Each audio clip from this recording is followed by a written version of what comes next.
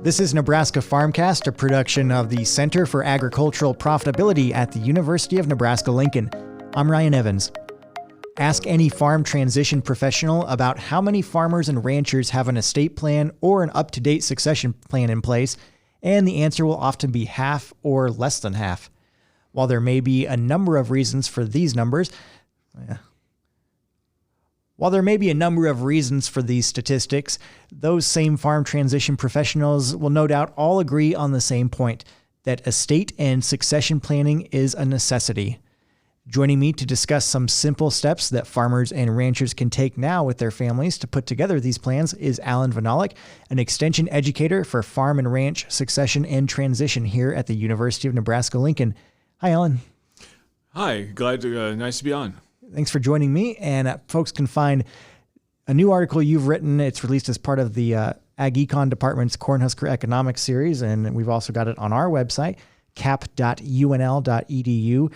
About what we're going to be talking about here today. And certainly it's very important, and we want to kind of walk people through some steps that you recommend to start this planning process. So first, what are some of the reasons behind the fact that only around half of farmers and ranchers don't have a current estate or succession plan in place? Farmers and ranchers don't plan for a variety of reasons. Most of it includes just not wanting it. Most of it concludes not wanting giving up control. The baby boomers of our generations learned that work was their mantra. That was their iron shield. I mean, that's what they did. You had to work. You had to work hard. You had to work a lot of hours. And so for boomers, it is a control issue. As a matter of fact, our survey I did showed that 77% of farmers never planned to give up control of their operation. So why would you quit if you still think it's about control? You also may want to think that you may not ever want to retire because you don't want that relates your retirement to your mortality, that you'll pass away, and you don't want to think about that. That's a sad thing to think about, so you just don't think about it at all. And for some cases, you don't know what else you do, so you might as well just keep working if you haven't developed hobbies or other things to work on or think about. So those are some of the reasons why people don't retire.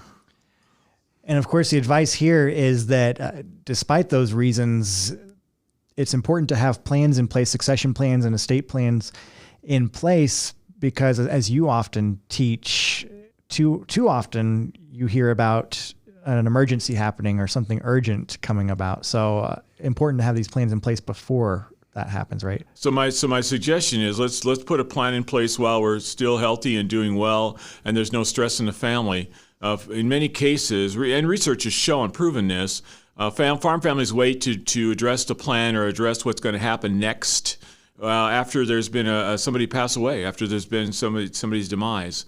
And so when the family will be grieving, they'll be stressed, they'll be sad, and that's a terrible time to work on what happens next to the farming operation. I think the better time to do it is let's know that we don't have to retire. The point here is I'm not embarrassing anyone to think that they have to make retirement plans. No, knock yourself out, keep working. You're not going to retire anyway, especially if you're older. And that's fine. All I'm saying is we haven't figured out how to avoid our great demise. We're all going to pass away, so what happens to our stuff when we're gone? And so I suggest let's have a plan for that instead of waiting until there's some kind of catastrophic event. And then we have to make a plan while everybody's grieving and everybody's sad and everybody has this stress in their life. Let's get a plan before that happens. Let's do it now while everything's more calm. And in this new article you really simply and nicely lay out some steps that farmers and ranchers can take. So I'm just going to walk through these steps and ask you to kind of explain each one so we get an idea of what's involved here. And the first one that you list is coming up with what you call a great list of your quote unquote stuff. So what do you mean stuff? What goes into this list? Well, it's a great list. It's a great list of what you have. In other words, what's my inventory, or what's a detailed balance sheet look like for you? In other words, this is what I own. This is how I own it. This is what it's worth. If I have anything left to pay, this is what I have left to pay. And just a listing for everything. It's a listing for your land. It's a listing for your machinery. It's a listing of your livestock. It's a listing of your house and your household inventory. It's a listing of your personal cars, a listing of everything that you have, including Grandma's yellow pie plate. All the stuff that's of value to you should be listed on this list somehow. It's a great inventory. It's It's a detailed balance sheet or detailed inventory list of everything you have, how you own it, and what it's worth. By the way, if you don't have that list and you go to a lawyer and ask them to help you with an estate plan, they'll be glad to do that, and they'll pull out a pad of paper and they'll say, "What do you own?" And then you start telling it to them, and they'll write it down. They'll record it for you, but it's all at $3 to $5, $7 a minute. And so let's have that list for them done. And so that's why I'm encouraging everyone to get that list of stuff, that inventory, that set of assets that they own listed on a piece of paper.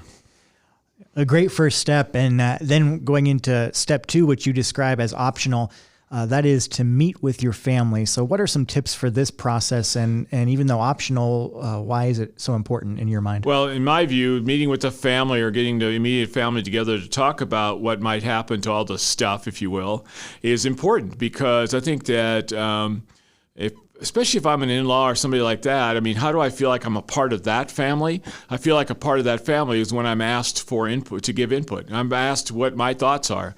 And so I suggest that this family meeting, if you choose to have one, is not about making decisions. It's only about gathering input. Who's interested in having grandma's yellow pie plate, or who's interested in having that antique tractor that was refurbished and put in parade condition that's 50 years old? Who's interested, or 60 years old? Who's interested in having that 80 that's down by the river to maybe go hunting on? Or who's interested in having the section of grass up in the middle of the sandhills that we graze cattle on, or that sort of thing? I mean, who's interested? Who's a part of this thing and who isn't a part of this thing? And so you're just trying to gather input on who's interested and who wants to be in and who's out, and what their interests might be. So that's what I talk about, what we should be doing in a family meeting. Some families will choose to do that individually with each set of children and their spouses, that sort of thing. Some people will just bring everybody together. You can do either way, but I encourage some kind of a step like that. And we should also point out now that you have a good amount of resources too, where you talk more about these family meetings, who should be involved, and some strategies for communication stuff. And so we'd encourage people to check out your farm succession webpage. That's at our Center for Ag Profitability site. If you go to cap.unl.edu/succession, you can find lots of other resources here. So if you do have that family meeting, you take that step to gather the input, then what should be done with that feedback? So then the people there's no real rules or laws here on estate planning. The closest thing that I found that's close to a law or rule is that the golden rule applies. And the golden rule on estate planning is not what we hear in church or anything like that. This golden rule is just simply you as the gold makes the rule. It's kind of a tongue-in-cheek thing, but you as the gold makes the rule. So after mom and dad or grandpa and grandma, whoever's in charge, whoever has the gold, has this family meeting or gathers input from their family on who's interested, who's not interested, and what are they interested in, and what are they not interested in. And then the people with the gold need to make some decisions. And the decisions I think you need to make is not whether you're going to use a trust or a LLC or a will or anything like that, C Corp, S Corp, any of those structures. You're not worried about structures right now. You're saying, in our perfect world, in our perfect family, here's what we'd like to have happen, okay? And usually it starts with, I want my family to still get along when we get done. I want the on-farm kid to be able to continue to farm a ranch, or the on-operation kid to be able to farm a ranch. And then you go on and say, here's how we want to do with our stuff, if you will, and here's what we think ought to happen. It ought to be all auctioned off, or they should all be given away, or we'll have a great big family drawing and draw for all the stuff. Who's interested in this can put their name in the hat. Those kind of things. And so however you choose to do that, that's fine. But people with the gold have to make the rule. And right now they should just try and formulate or put together what they think in a perfect world, what a perfect world would look like. And that's all they're trying to get make some decisions based on your utopia, basically.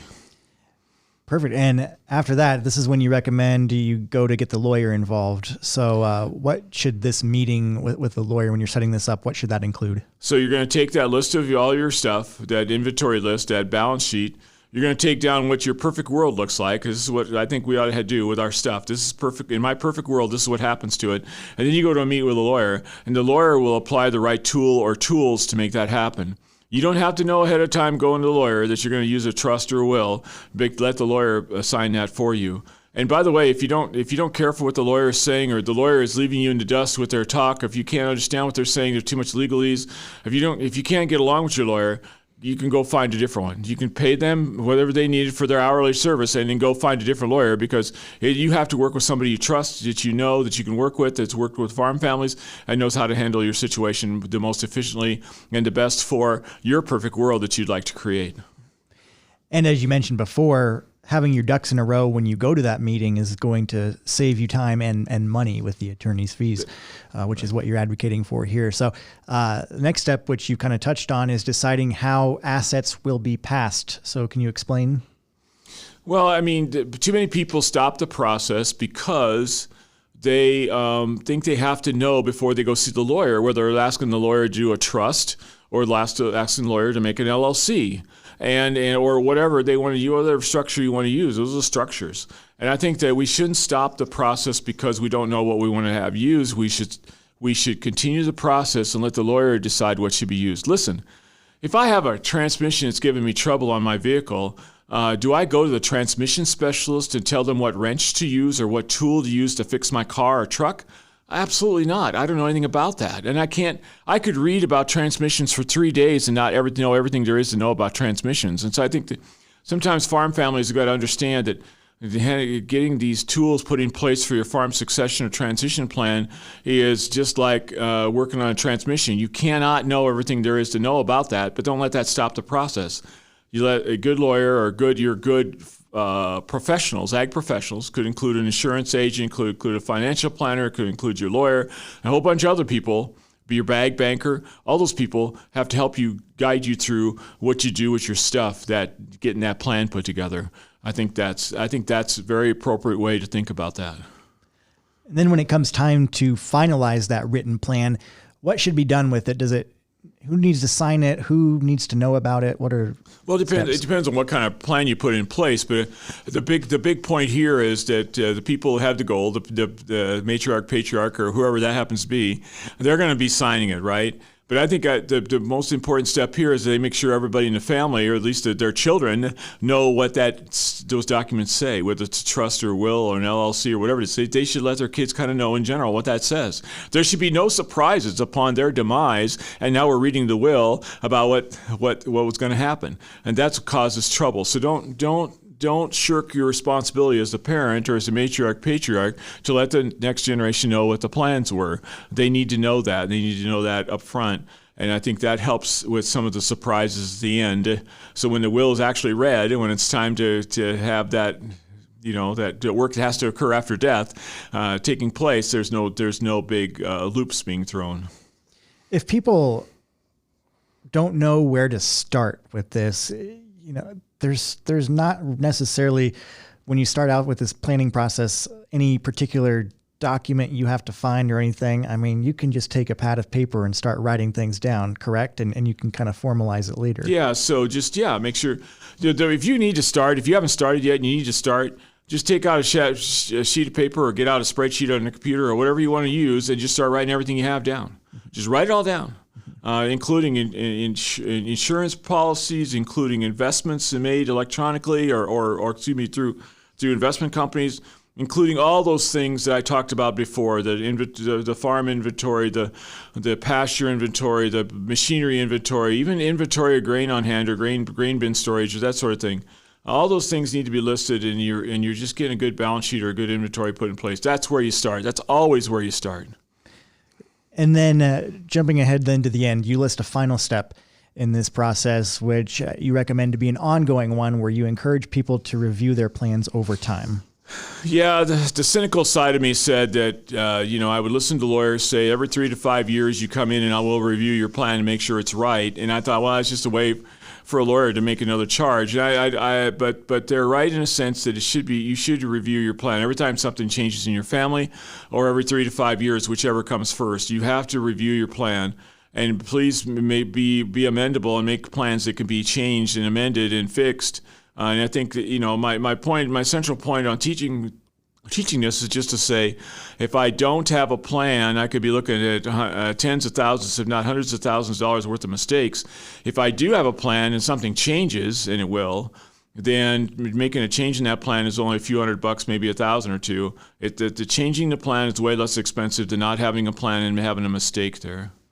And so just the main thing is, you don't need to go see your professional every time you need to review a will or trust or LLC or whatever you put in place.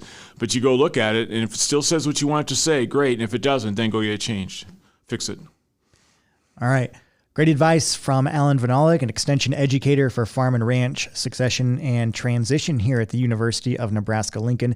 Again, for more resources on succession and transition, make sure you visit his webpage, cap.unl.edu/succession. Allan, thanks for your time today. Thanks for having me, Ryan. Nebraska Farmcast is a production of the Center for Agricultural Profitability at the University of Nebraska-Lincoln. For the latest research-based information and education resources to manage your farm or ranch operation, visit our website at cap.unl.edu. That's cap.unl.edu.